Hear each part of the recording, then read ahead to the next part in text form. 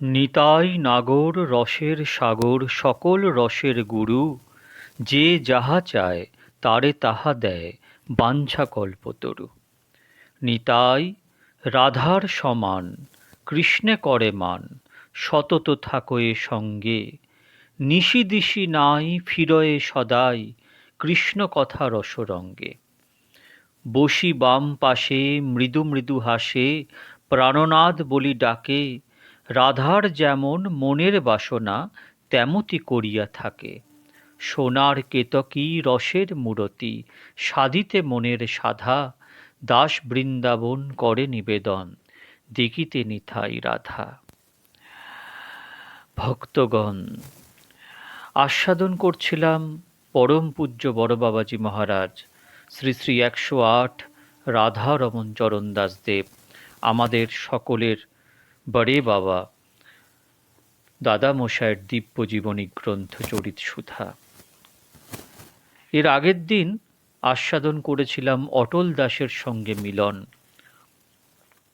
আজকে বড় বাবাজি মহারাজ সদল বলে কলকাতায় আগমন করলেন। খুব মন দিয়ে বড় বাবাজি মহারাজের জীবনী শ্রবণ করুন। এত মধুর জীবন, এত শিক্ষাপ্রদ জীবন, আচরণের দ্বারা শিখিয়ে দিয়ে গেছেন কি করে বৈষ্ণবকে সেবা করতে হয়, কি করে নামে নিষ্ঠা রাখতে হয়, কি করে ধামে নিষ্ঠা রাখতে হয়, কি করে প্রসাদ মাহাত্ম্যকে হৃদয়ঙ্গম করতে হয়, প্রসাদ মাহাত্ম্যকে প্রকট করতে হয়, আচরণের মধ্যে দেখিয়ে দিয়ে গেছেন। আসুন আস্বাদন করি। সদলে কলকাতায় গমন। দিনের পর দিন যায়। একদিন হালিশহর নিবাসী শ্রীযুক্ত নিত্যসখা মুখোপাধ্যায় নামক জনৈক ব্রাহ্মণ যুবক এসে উপস্থিত হলেন। জানি না পূর্বে কখনো এনাদের উভয়ের পরিচয় ছিল কিনা, কিন্তু সাক্ষাৎ হবা মাত্রই পরস্পর ভ্রাতৃভাবে আবদ্ধ হলেন। উভয়কে বুকে ধরে উভয় স্তম্ভিত, উভয়ের চোখে জল, অঙ্গে পুলক, মুখে হাসি। সেই মধুময় অপূর্ব সম্মিলন দর্শনে আশ্রমবাসী সকলেই বিমুগ্ধ হলেন। কিছুক্ষণ পরে উভয় কিঞ্চিৎ স্থির হয়ে পরস্পর কুশল প্রশ্ন জিজ্ঞাসা করতে লাগলেন। উভয়ই উভয়কে দাদা সম্বোধন করছেন। বড় বাবাজি মহাশয় বললেন, আপনি একে ব্রাহ্মণ, তাতে আবার সুবিজ্ঞ পণ্ডিত। আপনি আমার দাদা, আমি আপনার ভাই। নিত্যসখা বাবু বলেন, আপনি একে বয়োজ্যেষ্ঠ, তাহাতে ভজন পরায়ণ বৈষ্ণব, আপনার সঙ্গে আমার তুলনাই হয় না। অতএব আপনি আমাকে ছোট ভাই বুদ্ধি না করলে আমার মনে দুঃখ হবে। ইত্যাদি নানারূপ কথা বলায় বাবাজি মহাশয় আর কোনো উত্তর করতে না পেরে অগত্যা পরাজয় মানলেন। সুতরাং বাবাজি মহাশয় দাদা এবং নিত্যসখাবাবু ছোট ভাইই রইলেন। কিন্তু উভয়ের ব্যবহারে কে ছোট কে বড় বোঝা কঠিন, যেন এক আত্মা। নিত্যসখাবাবুকে রাধারমণ কুঞ্জের বৈঠকখানা ঘরে থাকবার স্থান নির্দেশ করে দিলেন। কিন্তু মহাপ্রসাদ পাওয়া একসঙ্গে না হলে হয় না। এইরূপ পরমানন্দে দিন কাটতে লাগল। একদিন দুই ভাইয়ের পরামর্শ হল যে একবার সদল বলে বালেশ্বর হয়ে শ্রীধাম নবদ্বীপ দর্শনে যাবেন। পরামর্শ হতে না হতেই বাবাজি মহাশয় সঙ্গীগণকে হঠাৎ আদেশ করলেন, কেবলমাত্র সেবার উপযোগী লোক মঠে রেখে যাবার ইচ্ছা আগামীকাল আমার সঙ্গে যেতে পারো যারা,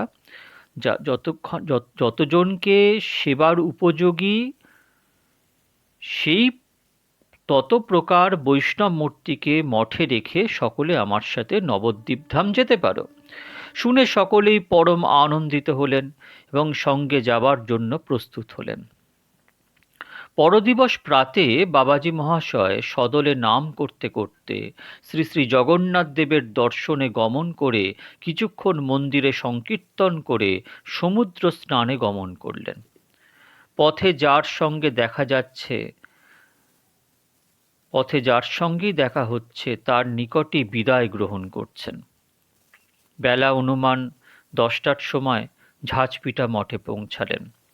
এদিকে সকলেই যাবার জন্য প্রস্তুত হয়েছেন দেখে সেবার উপযুক্ত যাকে যা রাখাও মনোনীত করলেন মধুর বাক্যে এবং নানারূপ উপদেশ দ্বারা তাদের চিত্ত সান্ত্বনা করে অপরাহ্নে নাম করতে করতে স্টেশনে রওনা হয়ে যথাসময়ে ট্রেনে উঠলেন। গাড়িতে নিত্য সখাবাবুর সঙ্গে পরামর্শ করলেন যে এবার একটু স্বাধীনভাবে কোনো স্থানে থাকতে হবে, কারণ কারোর বাড়িতে গেলে তারা ইচ্ছামতো কোনো স্থানে গমনাগমন করতে দেয় না। ইতিপূর্বে আনন্দ মিত্রের বাড়ি এসেছিলাম, প্রায় মাসাবধি কাল সে আর অন্যত্র যেতেই দিল না, তাই মনে হয় শহরের বাইরে কোনো নিরপেক্ষ স্থানে থাকলে ভালো হবে। ইচ্ছাময়ের কি ইচ্ছা তিনিই জানেন। যথাসময়ে যেমন কটক স্টেশনে নামলেন, অমনি কয়েকটি কটকবাসী ভদ্রলোকের সঙ্গে দেখা হলো। তারা কোথায় থাকা হবে জিজ্ঞাসা করায় বাবাজী মশায় তাদের নিকট নিজ মনোভাব ব্যক্ত করলেন। তাদের মধ্যে একটি ভদ্রলোক বললেন, দেখুন, একটি স্থান আছে বটে, কিন্তু শহরে যাতায়াত করতে একটু দূর হবে। বড় বাবাজি বললেন, বাবা, আমি এবার তাই চাই, কারণ সাধারণ জায়গায় থাকাই বিশেষ সুখকর বলে বোধ হয়। সে স্থানটি কি তোমাদের জানা আছে? বাবু বললেন, আজ্ঞে স্থানটি নিকটবর্তী। এই শ্মশানঘাটের উপর শ্যামবাবুদের একটি খুব বড় পুরাতন বাড়ি আছে। ভূতের বাড়ি বলে প্রবাদ থাকায় তাতে কেউই বাস করে না, কেবলমাত্র একটি দারোয়ান আছে। বড় বাবাজি মশাই বললেন, আচ্ছা চলো বাবা। সকলে সেই স্থানেই গেল। বলে নাম ধরলেন। বাবু কয়েকটি অগ্রে অগ্রে চললেন। ক্রমে পূর্বোক্ত বাড়ির দরজায় উপস্থিত হবা মাত্র বাবু কয়টি দারোয়ান ডেকে দিলেন। বাবাজী মহাশয়কে দেখা মাত্র সে যেন কিরূপ হয়ে গেল এবং করজোরে বলল, আজ্ঞে কি চাই? বাবাজী মহাশয় মৃদু হেসে বললেন, বাবা, তোমার বাড়িতে একটু অতিথি, একটু স্থান দিতে পারো? দারোয়ান বললেন, বাবা, এ তো আপনারই বাড়ি, আমি তো আপনার নিযুক্ত ভৃত্য। এই বলে সকলকে ভিতরে নিয়ে গেল। বড় দোতলা চকমিলান বাড়ি, তবে কোনো কোনো ঘর ভগ্ন। বাবাজী মহাশয় স্থানটি দেখে বড়ই আনন্দিত হলেন। এর সঙ্গীগণ অতি অল্প সময়ের মধ্যেই 3-4খানি গৃহবাসের উপযোগী করে তুললেন। বাবু কয়েকটি বিশেষ অনুরোধ করলেও সে রাত্রে এনারা কিছুই আহার করলেন না। যথাসময়ে বাবাজী মহাশয়ের আদেশে বাবু কয়েকটি চলে গেলেন। বাবাজী মহাশয় পরদিবসে অতি প্রত্যুষে গাত্রোত্থান করে নিজ নৃত্যকীর্ত সমাপন পূর্বক সদলে নগর কীর্তনে বেরিয়ে পড়লেন। কটকবাসীগণ বাবাজী মহাশয়ের মুখে নাম কীর্তন শুনে অতিশয় আনন্দ সহকারে এসে যোগ দিতে লাগলেন। পূর্বপরিচিতগণ সকলেই আশা করেছিলেন যে তাঁদের মধ্যে কোনো না কোনো বাড়িতে অবশ্য এনাদের থাকা হবে। সুযোগ পেয়ে সঙ্গীগণকে জিজ্ঞাসা করে জানলেন যে এবার শহরের বাইরে শ্যামবাবুর কোঠায় বাসা হয়েছে।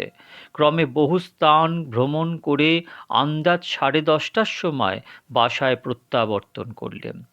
কি যে ঠাকুরের ভোগ হবে বা সঙ্গীগণের আহার হবে কারোর খেয়াল নেই। সকলেই কীর্তন আনন্দে বিভোর। এর মধ্যে গতরাত্রের বাবুরা প্রায় 50 জনের পরিমিত চাল, ডাল, তরিতরকারি, তৈল, ঘি, এমনকি হাঁড়ি ও কাঠ পর্যন্ত মুটের মাথায় দিয়ে নিয়ে আসলেন। বড় বাবাজী মহাশয় কেবল কীর্তন সমাপ্তি করে বসে আছেন। এই সময় তারা এসে বাবাজী মহাশয়কে দণ্ডবৎ প্রণামপূর্বক আগ্রহাতিশয্যে ভোগের দ্রব্য সকল যাতে বৈষ্ণবদের সেবায় লাগতে পারে সেই অনুরোধ করতে লাগলেন। বাবাজী মহাশয়ের আদেশে সঙ্গীগণ রান্নার জোগাড় করতে লাগলেন। এর আদেশ যেদিন যে বস্তু উপস্থিত হবে সমস্ত ভোগ লাগিয়ে দেওয়া চাই। ভোগান্তে সকলের প্রসাদ গ্রহণের পর যা অতিরিক্ত হবে দুঃখী কাঙালিদিগকে বন্টন করে দেয়া হবে। সেইরূপ হতেই লাগলো। শ্মশানের উপর নির্জন স্থান আজ আনন্দ কানন হলো। এবার স্কুল কলেজের ছেলেরাই অধিক আসতে লাগলো। সর্বদার তরে দলে দলে ছেলেরা এসে তাদের নিজ নিজ ভাবানুযায়ী প্রশ্ন করতে লাগলেন। ইনিও হাসি মুখে তাদের মানসিক সন্দেহ ভঞ্জন করে দিতে লাগলেন। ক্রমে সঙ্গীগণের উপর মুষ্টি ভিক্ষার আদেশ দিলেন। ভিক্ষালব্ধ বস্তু দ্বারা পরমানন্দে সেবা চলতে লাগলো। কয়েকদিন যায়, একদিন শ্রীযুক্ত বাবু প্যারীমোহন দত্ত মহাশয়ের কনিষ্ঠ পুত্র শ্রীমান মদন মোহন দত্ত তাদের বাটির নিকটবর্তী একটি স্থানে কয়েকটি সঙ্গী সহ খেলা করছিলেন। এই সময় হঠাৎ একটি বজ্রপাত হলো। সঙ্গী ছেলেদের সামান্য আঘাত লাগলো, কিন্তু মদন একেবারে অচৈতন্য হয়ে পড়ল। শিবনেত্র দাঁতে দাঁত লাগা এবং গায়ের রং নীলবর্ণ হয়ে গেল। অপর বালকগণ ভীত হয়ে তার পিতা মাতাকে সংবাদ দিল। তারা এসে বালকের অবস্থা দর্শনে হতাশ হয়ে গেলেন। সকলেরই ধারণা বালকের জীবন নেই। বহু লোক সমবেত হয়েছে। কেউ বলছেন ভালো ডাক্তার আন, কেউ কেউ বলছেন কোনো ওঝা আন, আবার কেউ কেউ বলছেন ও কি আর বাঁচে ইত্যাদি সমালোচনার মধ্যে উক্ত পেয়ারীবাবুর জ্যেষ্ঠ পুত্র শ্রীমান দুর্গাপ্রসাদ বললেন, দেখো তোমরা কেউ কিছু করো না, আমি একবার দাদার নিকট সংবাদ দিয়ে আসি। বলে দ্রুত গতি একখানি ঘোড়ার গাড়ি করে বাবাজী মহাশয়ের নিকট এসে সমস্ত বৃত্তান্ত বললে বাবাজী মহাশয় উক্ত গাড়িতে উঠেই সেখানে গমন করলেন। ঘটনাক্রমে উপস্থিত হয়ে দেখেন সকলেই শোকাকুল। এদিকে দেখবা মাত্র পেয়ারীবাবু ও তার স্ত্রী উভয় কাঁদতে কাঁদতে মদনকে তাঁর চরণে অর্পণ করে বললেন, এই নাও বাবা, তোমার বস্তু তোমায় সমর্পণ করলাম, এখন তোমার যা ইচ্ছা করো। বাবাজী মহাশয় নয়ন মুদ্রিত করে ক্ষণকাল কি ভাবলেন তিনিই জানেন। কম্পিত কলেবরে মদনকে আলিঙ্গন পূর্বক জয় নিত্যানন্দ রাম বলে এক হুঙ্কার দিলেন। মদনের চৈতন্য হলো, চোখে জল এলো, দেহ পূর্ববৎ গৌরবর্ণ হয়ে গেল। তখন বাবাজী মহাশয় মদনকে বললেন, মা ও বাবাকে প্রণাম করো। দুর্গাপ্রসাদ তাকে বাবাজী মহাশয়ের চরণতলে পড়তে বলায় সে তাই করল। বাবাজী মহাশয় দয়াদ্র হৃদয়ে পুনর্বার তাকে উঠিয়ে আলিঙ্গন করলেন। দর্শকবৃন্দ দেখলেন যেন ইনি চিরজীবনের মতো বালককে আত্মসাৎ করে তার মায়াবন্ধন মোচন করে দিলেন। বাবাজী মহাশয় মায়ের চরণে প্রণাম করলে বাৎসল্যময়ী মা সন্তানকে কোলে করে নয়ন জলে সিঞ্চিত করতে লাগলেন। উপস্থিত ব্যাপারে দর্শকবৃন্দ কেউ বা অলৌকিক শক্তিপ্রভাব দর্শনে বিস্মিত, কেউ বা বালকের সৌভাগ্য দর্শনে রোদনপরায়ণ, কেউ বা স্বগোষ্ঠী পেয়ারীবাবুর অকৃত্রিম দৃঢ় বিশ্বাস দেখে স্তম্ভিত হলেন। অত্যন্ত দুঃখের পর আনন্দটা বড়ই মধুর। সকলে যে কি এক অনির্বচনীয় আনন্দ উপভোগ করতে লাগলেন। এনাদের ইচ্ছা বাবাজী মহাশয় সেদিন ওই স্থানেই থাকেন, কিন্তু বাবাজী মহাশয়ের তা মতো ইচ্ছা হলো না। কাজে কাজে মায়ের অনুরোধে গোবিন্দের কিছু বাল্য ভোগ প্রসাদ পেয়ে দুর্গাপ্রসাদকে সঙ্গে নিয়ে বাসায় প্রত্যাবর্তন করলেন। এইরূপ নানাবিধ ঐশ্বর্য মাধুর্য লীলা খেলায় দিন যাপন করতে লাগলেন। একদিন নিত্য সখাবাবুর সঙ্গে কি পরামর্শ হলো, পরের দিন কটক হতে বালেশ্বর রওনা হলেন। বালেশ্বরে শ্রীযুক্ত লক্ষ্মীনারায়ণ মিশ্র মহাশয়ের বাড়িতে 3 দিন অবস্থান করলেন। একদিন নগর কীর্তন করতে করতে রেমুনায় গোপীনাথ জিউর দর্শন করতে গেলেন। গোপীনাথ জিউর সেবকগণ অতিশয় আগ্রহের সঙ্গে এনাদেরকে সেই স্থানে রেখে মহাপ্রসাদ পেলেন। ক্রমে অন্যান্য স্থানাদি দর্শন করে কলকাতা রওনা হলেন। নিত্য সখাবাবু কোনো বিশেষ কার্যবশত বালেশ্বরে নিজ বাড়িতেই রইলেন। এনারা যথাসময় হাবড়া পৌঁছিয়ে সেই স্থান হতে জগন্নাথ ঘাটে গঙ্গা স্নান করে কলুটোলা কুঞ্জবাবুর বাড়িতে গিয়ে উপস্থিত হলেন। কুঞ্জবাবু, পুলিনবাবু প্রভৃতি অনেক দিন পরে বাবাজী মহাশয়কে পেয়ে পরম আনন্দ সাগরে নিমগ্ন হলেন। কুঞ্জবাবুর মাতা ঠাকুরানী বাবাজী মহাশয়কে বাৎসল্যভাবে ভালোবেসে থাকেন। ইনিও মার কাছে নানারূপ আবদার করে তার মনস্তুষ্টি বিধান করতে লাগলেন।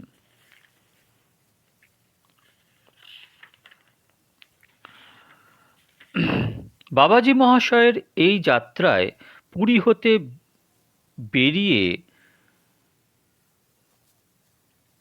বের হবার সময় থেকেই মনের ভাব যে কারোর নিজ বাসায় না থেকে কোনো নিরপেক্ষ স্থানে থাকবেন। তাই আজ কুঞ্জবাবু ও পুলেনবাবুর অত আদর যত্ন ভালো লাগছে না। একদিন যায়, দুদিন যায়, 3 দিনের দিন বললেন, পুলিন, বটু মামার বাগান বাড়ি গেলে ভালো হতো না? আমার মন যেন একটু নিরপেক্ষ স্থান চাইছে। শুনে পুলিনবাবু একটু শঙ্কিতভাবে বললেন, আজ্ঞে কোনো রূপ কষ্ট বা অসুবিধা হচ্ছে কি? বড় বাবাজি বললেন, অসুবিধা কিছুই নেই, এ তো আমার নিজ স্থান, তবে একটু নিরপেক্ষ স্থানে থাকবার বড়ই ইচ্ছা। অতএব তুমি আর কোনো আপত্তি না করে আমাদেরকে বটু মামার বাগানে নিয়ে চলো। পুলিনবাবু কুঞ্জবাবুর নিকট বলে এনাদেরকে বাগান বাড়ি নিয়ে গেলেন। বাবাজী মহাশয় বাগানে গিয়েই নাম কীর্তন আরম্ভ করলেন। আজ নির্জন উদ্যান যেন আনন্দ কানন হল। বাবাজী মহাশয় আসছেন এবং বটুবাবুর বাগানে আছেন শুনে বহু লোক সমাগত হলেন। সর্বদা লোকে লোকারণ্য দেখে একজন বললেন, আজ্ঞে যে নির্জনের জন্য এখানে আসা হলো সে নির্জন তো রইল না। বড় বাবাজী মশাই বললেন, বাবা, আমি নিতাই চাঁদের নিকট নির্জন প্রার্থনা করিনি। তিনি যেন আমাকে সর্বদাত্তরে লোকজনের সঙ্গে রাখেন। লোক কখনোই লোকের অনিষ্ট করতে আসে না, লোক লোকের হিত কর। যতই নিত্য নতুন লোকের সমাগম হয় ততই নিত্য নতুন উপদেশ পাওয়া যায়। আমি নিতাই চাঁদের নিকট কেবল নিরপেক্ষ স্থান চাই, কারণ অন্যাপেক্ষা হৃদয়ে ভগবৎ লীলা স্ফূর্তি পাওয়া কঠিন। শ্রীমন মহাপ্রভুর প্রচারিত পন্থায় নির্জন বাসী যে খুব উপযোগী বা উপকারী তা নয়, তবে নিরপেক্ষ প্রয়োজন। আমিও তাই চাই। এইরূপে দিনের পর দিন যেতে লাগল। একদিন অপরাহ্নে বরাহনগর নিবাসী কামাখ্যানাথ দাস বাবাজি এবং এরেদাহ নিবাসী বাবু প্রসন্ন কুমার বন্দ্যোপাধ্যায় রায়বাহাদুর মহাশয় বাবাজী মহাশয়ের সঙ্গে দেখা করতে এলেন।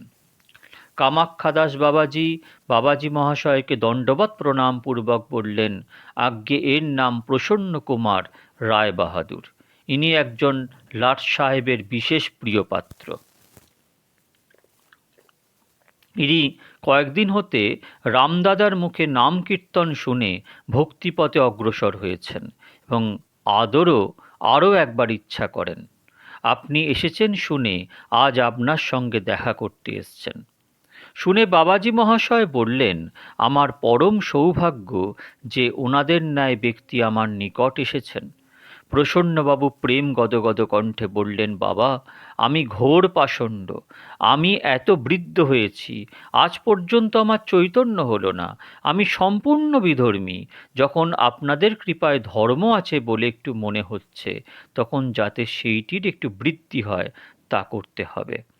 বড় বাবাজি বললেন, বাবা, পতিতপাবন নিতাইচাঁদ করুণা করে কলির জীবকে অযাচিতভাবে যেচে যেচে যে নাম প্রেম দান করেছেন, তাতে কেউই বাকি থাকবে না। প্রসন্ন বললেন, বাবা, কে নিতাই, কাকে বা প্রেম বলে, কিরূপে বা প্রেম বিতরণ করলেন, আমি এ সমস্ত কিছুই জানি না। বাল্যকাল হতে ইংরাজি শিক্ষা করে সেই জাতীয় আচার ব্যবহার দ্বারা দিন কাটিয়েছি। আমাকে বৃদ্ধ বলে মনে করলে চলবে না। আমি একটি বালক হলেও হীন। আমাকে উদ্ধার করতে হলে হাতে ধরে তুলতে হবে এবং সেইভাবে শিক্ষা দিতে হবে। আমার আর একটি প্রার্থনা অনুগ্রহ করে পূরণ করবেন। বড় বাবাজি বললেন, বাবা, আমার দ্বারা যতদূর হতে পারে আমি অকুণ্ঠিতভাবে সে সমস্ত করতে প্রস্তুত আছি। প্রসন্নবাবু বললেন, বাবা, এই স্থানের নিকটবর্তী একটি বাগান বাড়ি আছে। আমার ইচ্ছা ওই বাগানে আপনি সগণে কিছুদিন বাস করে এ পাষণ্ড বহির্মুখের চিত্তশোধন করেন। বাবাজি মশায় বললেন, বাবা, আমার কোনো আপত্তি নেই। নিতাই চাঁদ যে স্থানে রাখে সুখ পান তাতেই আমার সুখ। প্রসন্নবাবু বললেন, তবে আজই সেই স্থানে চলুন। বাবাজি মহাশয় পুলিনবাবুকে বললেন, দেখো পুলিন, তুমি বাবাজি দিগকে নিয়ে সেই বাগান বাড়ি যাবে, আমি এর সঙ্গে চললাম। পুলিনবাবু বললেন, আজ্ঞে একসঙ্গেই যাওয়া যাক। বলে সকলকে বলায় তারাও সকলে প্রস্তুত হলো। বাবাজি মহাশয়ের নাম ধরলেন, আর সকলে খোল করতাল যোগে সঙ্গে সঙ্গে নাম করতে করতে রায় বাহাদুরের বাগান বাড়ি গিয়ে উপস্থিত হলেন। বাগানের শোভা দর্শনে বাবাজি মহাশয় পরম প্রীত হলেন। বাগানটি অতি বৃহৎ ও মনোরম। বাগানের পশ্চিম দিকে একটি বৃহৎ দীর্ঘিকা, দক্ষিণ পার্শ্বে একটি পুষ্করিণী, রান্নাবাড়ি পৃথক, নানাবিধ সুগন্ধি ফুলে চতুর্দিক পরিপূর্ণ। যে ঘরে এর থাকবার কথা হলো সে ঘরের মেঝে কাঠের পাঠাতন করা। কর্মচারীগণ বললেন, আজ্ঞে এই ঘরে ভালো ভালো নর্তকী মেমগণ নৃত্য করেছেন। আজ ভগবত অনুগ্রহে সেই ঘরে হরিনাম করে সাধু বৈষ্ণবগণ নৃত্য করবেন। এই বাগানে বাঙালি আসতে ভীত হতো, সর্বদার তরে সাহেবগণ হাওয়া খেতে আসত। প্রসন্নবাবু সমস্ত বাবাজিগণকে বললেন, বাবা, এ বাগান আপনাদের, ফুল ফল যা দরকার অকাতরে ব্যবহার করবেন, এতে কোনরূপ সংকোচ করবেন না। মালিগণকে বলে দিলেন, দেখো, এই বাবাজি মহাশয় যখন যা হুকুম করবেন অবিচারে পালন করবে। যদি কারোর কোনরূপ ত্রুটি হয় তবে সেই দিন তাকে বরখাস্ত করব। এনাদের আবশ্যকীয় দ্রব্য এনে দেবার জন্য একটি সরকার নিযুক্ত করে তাকে বললেন, এনাদের কোনরূপ কষ্ট না হয় এ বিষয়ে সর্বদা দৃষ্টি রাখবে এবং এর যখন যা চাইবেন তা এনে দেবে। টাকার জন্য কোনো চিন্তা করবে না ইত্যাদিভাবে সকলকে বলে দিয়ে বাবাজি মহাশয়কে বললেন, আজ্ঞে বাগান আপনার, আমিও আপনার, কৃপা করে যেন যখন যা প্রয়োজন একবার হুকুম করবেন, কারণ আমি সর্বদা নিকটে থাকতে পারবো না। এরা চাকর, এনাদের না বললে কিছুই করবে না, আর আপনারা যদি না বলেন তবে আমি বড়ই দুঃখ পাব। বড় বাবাজি মহাশয় বললেন, বাবা, কোনো চিন্তা নেই, যখন যা প্রয়োজন হবে নিতাইয়ের ইচ্ছায় এনাদেরকে বলা যাবে। এইভাবে নানারূপ ইষ্টালাপে অনেক সময় কেটে গেল। বাবাজি মহাশয়ের নিকট আজ্ঞা নিয়ে প্রসন্নবাবু বাড়ি চলে গেলেন। এদিকে ভোগ রান্না হলে ঠাকুরের ভোগ দিয়ে সকলে মহাপ্রসাদ গ্রহণান্তর বিশ্রাম করলেন। ভক্তগণ, বড় বাবাজি মহাশয় জীবনী কীর্তন করতে করতে একটা কথাই মনে পড়ে, যে আজ থেকে 500 বছর আগে যখন মহাপ্রভু এসছিলেন তখনের যে অবস্থা, আজ মহাপ্রভুরই যেন এক প্রকট রূপ আমরা বড় বাবাজি মহারাজের মধ্যে দেখতে পাই। আজ নিত্যানন্দেরই এক প্রকট রূপ আমরা বড় বাবাজি মহারাজের মধ্যে দেখতে পাই। তার আচার আচরণ, কথাবার্তা, নামের প্রতি এত উন্মত্ততা, নামের শক্তিকে প্রকট করে দেখিয়ে দিয়ে যাওয়া, এক অসাধারণ মহাপুরুষ যারা জগতে কখনো কখনো কদাচিৎ আসেন আমাদের এই ধরিত্রীকে পবিত্র করার জন্য। আজ এটুকুই। পরের দিন বড় বাবাজি মহারাজের আরও অপূর্ব লীলা নিয়ে আপনাদের সামনে হাজির হব। আপনারা আশীর্বাদ করবেন যেন সারা জীবন এই বড় বাবাজি মহারাজের জীবনী কথা গান করে গাইতে পারি। হরে কৃষ্ণ কৃষ্ণ কৃষ্ণ হরে হরে, হরে রাম রাম রাম হরে হরে। নিতাই গৌর হরি বল। জয় সব আমার সদ্গুরুদেব।